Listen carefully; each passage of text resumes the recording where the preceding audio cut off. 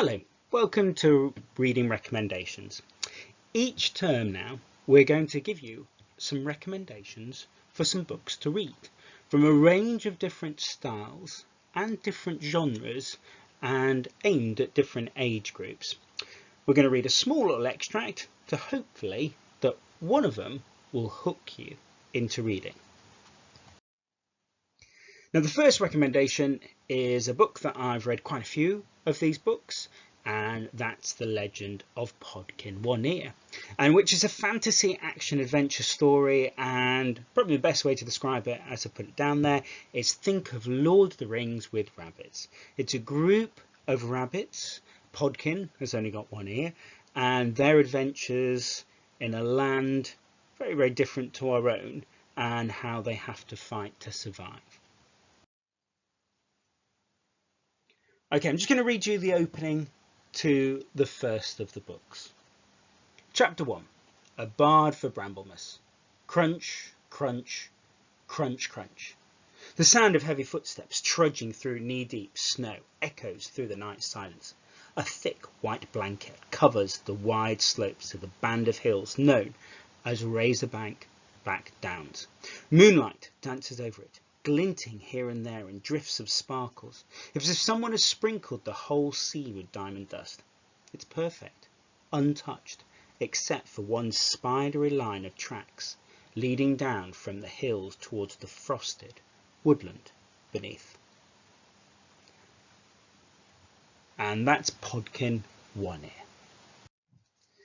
The next book is called Oh My Gods by Alexandra Sheppard, which is a funny, modern reworking of the Greek myths. And it involves a girl who is the daughter of Zeus.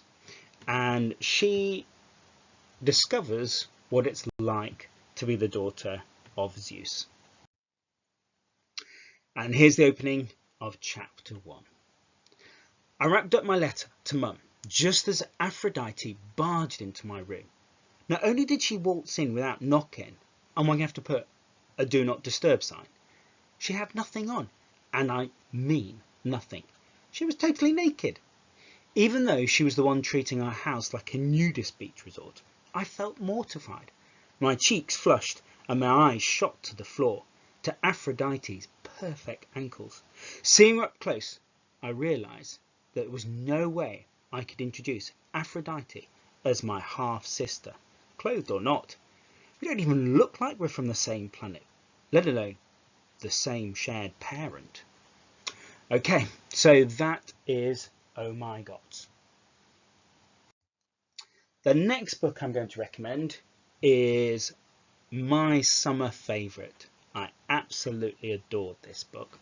And it's about a boy during World War II who ends up helping out on a zoo, and he develops a connection with a gorilla who is one of the animals that's in that zoo.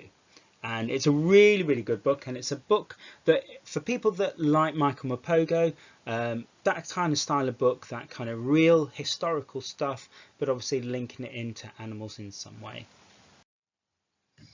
And I'm just going to read you a bit in the middle of the book, and this is a section where Joseph has been bullied and the gorilla comes to his aid somehow. Joseph was in pain and shocked, but it was nothing compared to what must have been going on in the mind of Bert Conahan. Seconds ago, Bert had been on the cusp of delivering the most delicious revenge, but now it looked to Joseph like his world had collapsed. The bully found himself clamped from behind against the cold steel bars where no amount of panicked movement could wrestle him free.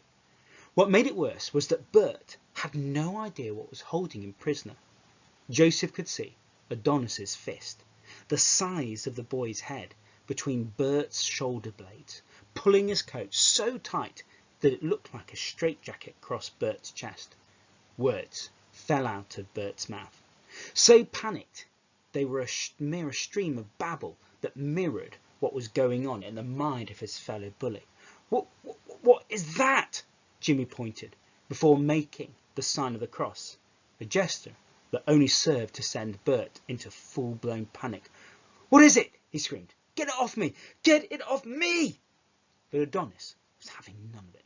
Instead, he squeezed harder and pulled the boy again and again against the bars, trying to find a way of dragging him through. Now, we have to see if Bert survives and what happens with the gorilla. Now, here's a book I'm going to recommend for students in Year 9, just because some of the content is a bit more mature, and it's a different type of book, and it's one of my favourite kind of books, which is verse story. Basically, it's a story that's told through poetry, and this instance is about a boy called Will, and in particular in this story, one of Will's friends is shot, and so this story is about how Will comes to terms with that incident. Now, I'm just going to read a bit for it. My name is William Holloman, but to my friends and people who know me, just Will. So call me Will. But after I tell you what I'm about to tell you, you'll either want to be my friend or not want to be my friend at all. Either way, you'll know me. So that's just a little bit of a taste of that book, and that's called The Long Way Down by Jason Reynolds. Right, this is the last recommendation, and I'm going to recommend a classic book each term, and this term's classic is H.G. Wells's The War of the Worlds, which has been turned into a number of films and TV shows, and there's a current TV show going on at the moment, which the story is very simple. It's about England and the world being invaded by Martians. And so I'm just going to read you a small extract, and at this point one of the pods from Mars has landed and it's opened up, and this is the narrator seeing this pod from Mars open up. A sudden chill came over me. There was a loud shriek from a woman behind. I half turned, keeping my eyes fixed upon the cylinder still, from which other tentacles were now projecting, and began pushing my way back from the edge of the pit. I saw astonishment giving place to horror on the faces of the people around me. I heard inarticulate exclamations on all sides. There was a general movement backwards. I saw the shopman struggling still on the edge of the pit. I found myself alone and saw people on the other side of the pit running off, Stent among them. I looked again at the cylinder, and ungovernable terror gripped me. I stood petrified and staring. A big, greyish, rounded bulk, the size, perhaps, of a bear, was rising slowly and painfully out of the cylinder, and as it bulged up and caught the light, it glistened like wet leather. Two large, dark-coloured eyes were regarding me steadfastly. The mass that framed them, the head of the thing, was rounded and had, one might say, a face. There was a mouth under the eyes, the lipless brim of which quivered and panted and dropped saliva. The whole creature heaved and pulsated convulsively. A lank tentacular appendage gripped the edge of the cylinder. Another swayed in the air. And that's The War of the Worlds by H.G. Wells.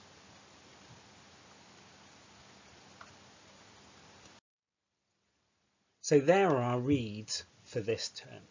So Podkin One Ear, Oh My Gods, When the Sky Falls, for Year 9's The Long Way Down, and our classic is H.G. Wells's The War of the Worlds. We would like to hear what you would recommend to read, and we've asked you before, and here are some comments that we've had from some people. So we've had somebody say the Alex Rider series because it's got a lot of action.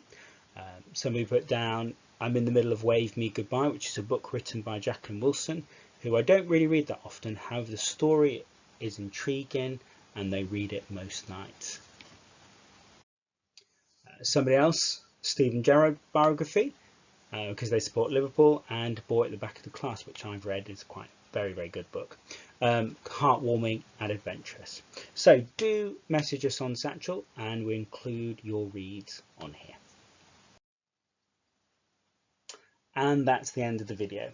We will be making another one next term, so please do message us with your recommendations for books, and happy reading, everybody.